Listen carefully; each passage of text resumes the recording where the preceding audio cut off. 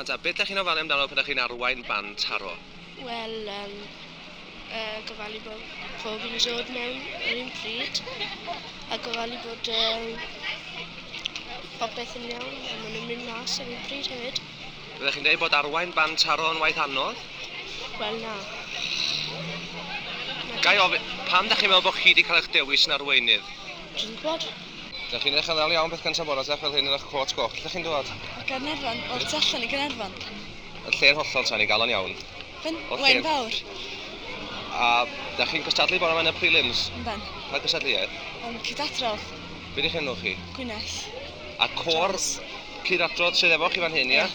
A i gyd o Waun Fawr? Na, mae'r rhan fwyaf hon o Gaernarfon. Rwy'n ysgol. Be ydych chi'n deimlo am godi mor gynnar yn y bore rwan i fynd i prelims fel hyn? O fy hun, dwi wedi arfan gorau codi fynd i'r ysgol. Pob bore. Diolch yn drwg, mond gwyliad yw hwn, a gwyliad yw fod, dwi'n meddwl. And what's your name? Fiona Hartley, And where are you from, Fiona? Bali. Are you a member of the band taro? Yes. What instruments do you play? The castanet. The castanets? Yes. There's a touch of the old Spaniard in you somewhere, is there? Do you think it's right that you should be playing so early in the morning? It doesn't worry me. Are you from Carmarthen, sir? No, I'm not. I'm an Irish paddy. Down here for the Eisteddfod? Came specially for it.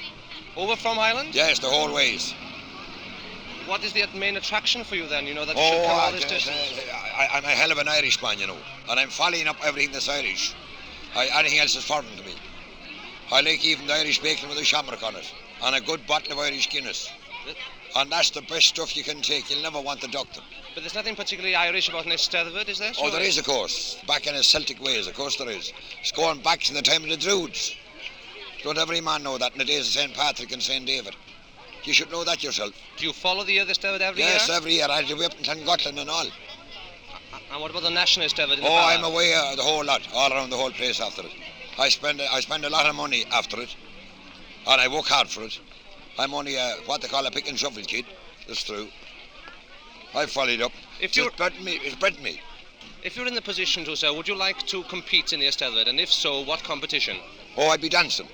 Oh, do you see me dance? Yes, go on, give us a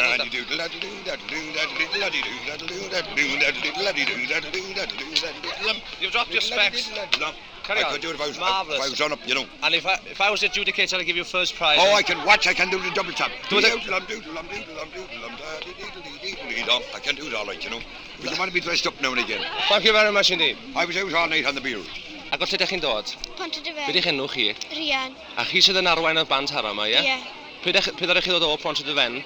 O, ni kwarter i 7. Bore yma? Ie.